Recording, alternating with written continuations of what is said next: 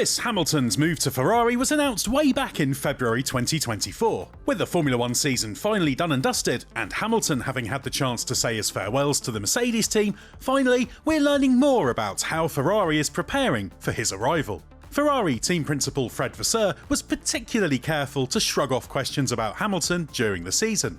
Always one to play his cards close to his chest, Vasseur's standard reaction was to talk about focusing on the now and Ferrari's campaign. With Hamilton's arrival imminent, Vasseur's revealed more about the approach the team will take. That's not to say he's giving everything away, and this is, in itself, revealing as it demonstrates the importance placed on Hamilton's arrival being kept as low-key as possible. The big question everyone wants to know the answer to is exactly when will Hamilton have his first taste of Ferrari machinery?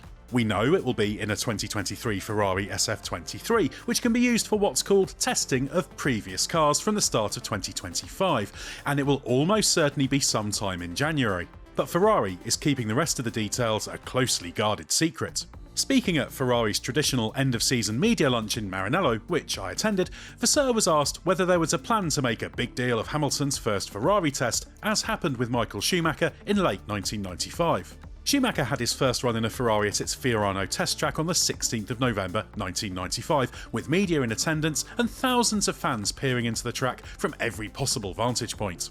That's not Vasseur's style. He says he doesn't want to put on a show, but instead be focused on development and performance. Hamilton's first full public engagement for Ferrari is set to be the official F1 Group launch at the O2 Arena in London on February the 18th. A day later, Ferrari will hold its actual car launch, a behind-closed-doors event at Fiorano. The new car will run on the track that day before being packed up to head to pre-season testing. By then, Hamilton should have racked up hundreds of kilometres of testing in a 2023 car. Such running is unlikely to be limited to Fiorano, with Ferrari understood to be planning some testing at other tracks. However, this will be limited given F1's 2025 regulations restrict TPC running to 1,000 kilometres over a maximum of 4 days, using drivers entered in the championship. Ferrari's drivers usually get TPC mileage pre-season in preparation for testing, meaning Charles Leclerc could well get some of this allowance. Hamilton is also set to conduct a Pirelli test on top of his TPC running. So running will be limited for Hamilton, and doubtless conducted in secret, other than perhaps a few photos and videos released after the fact. This is because Ferrari's preparation for Hamilton is focusing on ensuring he's as ready as he can be for the start of pre-season testing, rather than creating a media circus. And Vasseur describes this period as critical, given there's just 6 weeks between Hamilton's arrival and Ferrari's appearance at the F1 Group launch. While Hamilton has made his own recommendations to Ferrari about how he wants things to be done, Vasseur has made it emphatically clear he doesn't plan for this to be a copy and paste of the way things worked for Hamilton at Mercedes. For starters, that means it won't be about recreating the team he had around him at Mercedes. While there were rumours Hamilton's longtime engineer Pete Bono Bonington might be a target, he's remaining with Mercedes, having been promoted to head of race engineering. Hamilton described the Abu Dhabi Grand Prix as the end of a roller coaster road with Bono. Ferrari hasn't officially confirmed who will be Hamilton's race engineer. Assuming there's no change in personnel, it will most likely be Riccardo Adami, who was Carlos Sainz's race engineer. That underlines that the approach is about integrating Hamilton into a Ferrari team that has become increasingly formidable under Vasseur's leadership. That means it will be very different to Mercedes.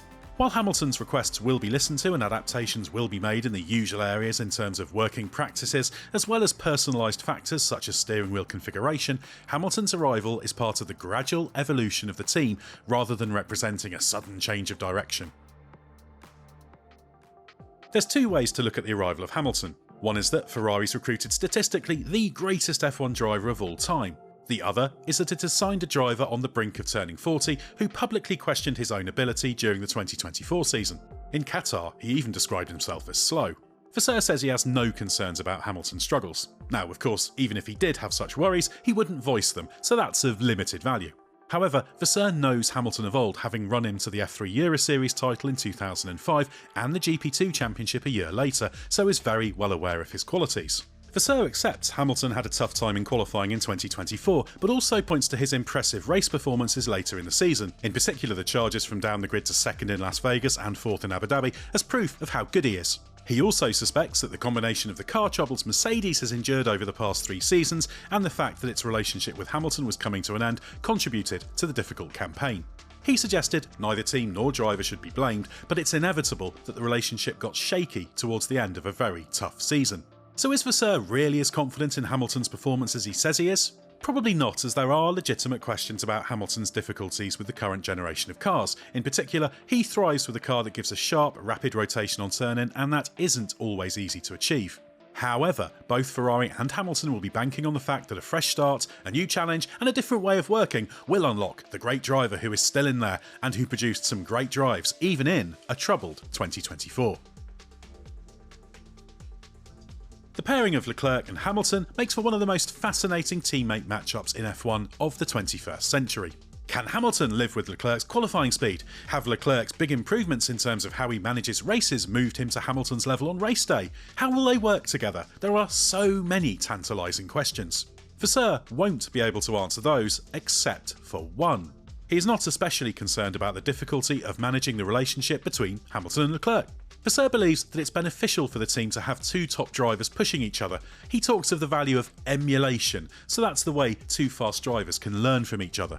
Vasseur also describes Hamilton and Leclerc as having great mutual respect and have had an open line of communication for some time in preparation for the move. Of course, it's easy to say that before their teammate relationship begins, but at least there's no pre-existing animosity that could derail the partnership early on.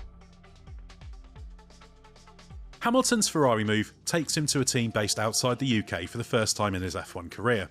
He has talked of plans to work on his Italian and has pointed out that he did pick up a few Italian basics back in his karting days. However, Vasseur doesn't believe this is important.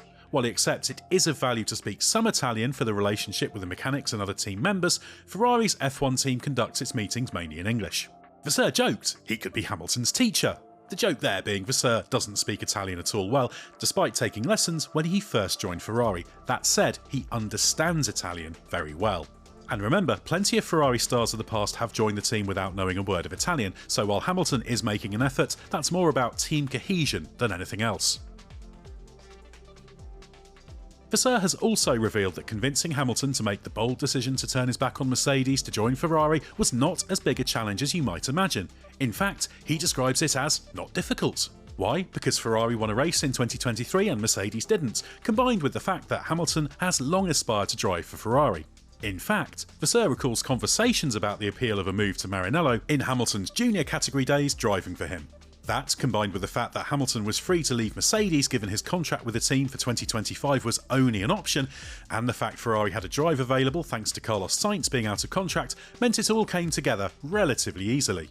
But up until now, or to be precise up until the start of January, Hamilton's Ferrari move hasn't been a reality, and that's when the real work begins. And that will involve plenty of time in Maranello for Hamilton and lots of meetings to learn how to work with his new colleagues, as well as familiarising himself with how Ferrari machinery works. That will also mean plenty of mileage in Ferrari's driver and loop simulator.